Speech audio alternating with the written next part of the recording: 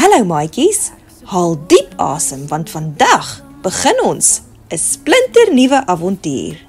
Trek jou verbeeldingsgordel vas en maak gereed vir opstyg. Dis tyd om te kyk waarheen ons gaan. Kyk, die hele wêreld is op ons skerm, want ons vlieg ver, ver oor die see. Maar waarheen presies vlieg ons vandag?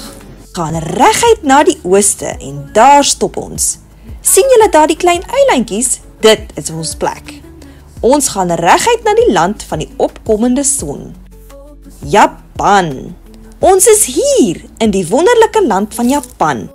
Berei jouself voor vir splinternuwe stories. Is julle gereed? Sora die Ninja. Die ninja skool van Kanazawa lê versteek tussen pragtige kersiebloeisels. Die 12-jarige Sora staar met verlangende oë na die skool se ingang. Eendag sal ek daardie deur binne gaan. As 'n ware ninja. Terwyl Sora buite die skool haar passies oefen en per ongeluk 'n emmer water omstamp, kom Sensei Sutatsu uitgestap. Net die beste word hier toegelaat. Ek is die beste. Toets my. Haha, goed. Voltooi die 3 toetse voor sononder. Jy moet jou sintuie inspann om die opdrag uit te voer. Jy kry 2 kansse vir elke toets. As jy 3 toetse suksesvol geslaag het, sal ek jou as my student inneem. Maar as jy faal, moet jy vir nog 2 jaar wag vir toelating tot my skool. Sensei Sutatsu neem Sora na 'n verskuilde tuin agter die ninja skool. Voor hulle is daar 'n kliptonnel en binne die tonnel hang daar klokke van alle groottes. Die eerste opdrag is as volg.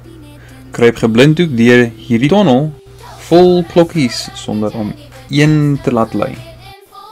Sora kruip stadig en voel deur die tonnel. Maar toe sy so halfpad is, kry haar ongeduld die oorhand. Sy kom regop om vinniger te vorder en raak aan een van die klokkies. Die volgende oomblik lui die klok hard. Oeps, ek sal baie meer geduld aan die dag moet lê. Sora sluit haar oë, luister en voel die wind se ritme en vleg stadig en versigtig deur die tonnel.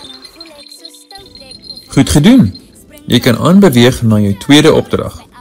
Jy moet hierdie rots uitklim, maar jy mag net 3 keer met elke hand aan die rots raak. Sora sien hoe die hoë rots bo haar uittroon. Sy besluit om spoed te gebruik om vinnig tot bo te kom, maar die rots is glibberig en haar hande gly. Ek sal 'n ander plan moet maak. Spoed alleen is nie genoeg nie.